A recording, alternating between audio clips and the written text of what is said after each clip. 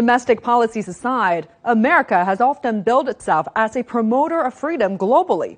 But how is its foreign policy record in recent years?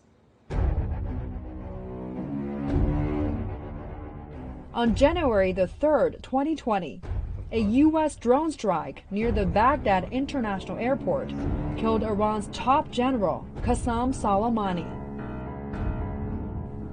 9 others were killed, including the deputy chairman of Iraq's Popular Mobilization Forces. The killings sent shockwaves throughout the region. خب این ترور که واقعا میشه اسمش یک ترور بین‌المللی گذاشت و به دست بزرگترین تروریسم بین‌المللی خب یک برای مردم ایران و حتی برای دولت و مردم ایران خب خیلی سخت بود این. اما خب باز نشون داد که آمریکا از هیچ گونه راهکاری که بخواد آسیب بزنه به جمهوری اسلامی ایران دریغ نمیکنه.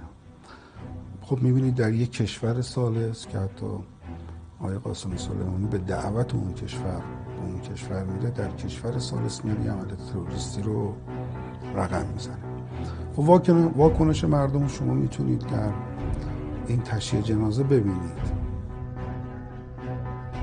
Although Donald Trump campaigned on a promise to cut U.S. military intervention abroad, as of early 2020, the U.S. still maintained military presence in many countries, including Syria, Afghanistan, Yemen, and Iraq. Speaking in June 2019, former U.S. President Jimmy Carter pointed out America only enjoyed 16 years of peace with other nations in its 242-year history. This, in his own words, made the U.S. the most warlike nation in the history of the world. A Brown University study says fighting in 4 countries, including Afghanistan, Iran, and Syria, has cost American taxpayers $6.4 trillion since 2001. That figure is $2 trillion more than all federal spending in 2019. And more than 801,000 people have died as a direct result of armed conflicts. Coupled with these wars are Washington's economic sanctions.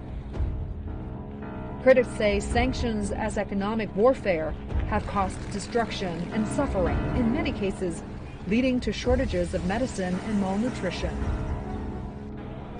Official data show the U.S. has sanctions in place against more than 30 countries, including Iran, Venezuela, Russia, Syria, and the Democratic People's Republic of Korea. More than 7,000 companies, groups, and individuals are also targeted. Some have been reported to lead to deadly consequences. The United States will withdraw. The U.S. has unilaterally withdrawn from the Iran nuclear deal and reinstated sanctions, even as the UN said Iran was keeping its commitments under the deal. America's decades-long sanctions have crippled Iran's economy.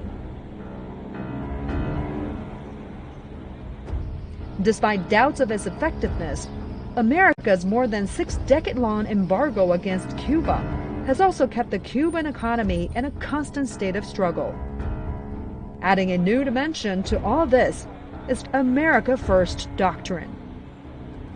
The America First policy is against multilateralism, is against actually international cooperation. It is based on nationalistic policies and approaches. So what President Trump is doing is that in his foreign policy, he's trying to increase American hegemony, to revive American hegemony, and fight against international organizations and bodies.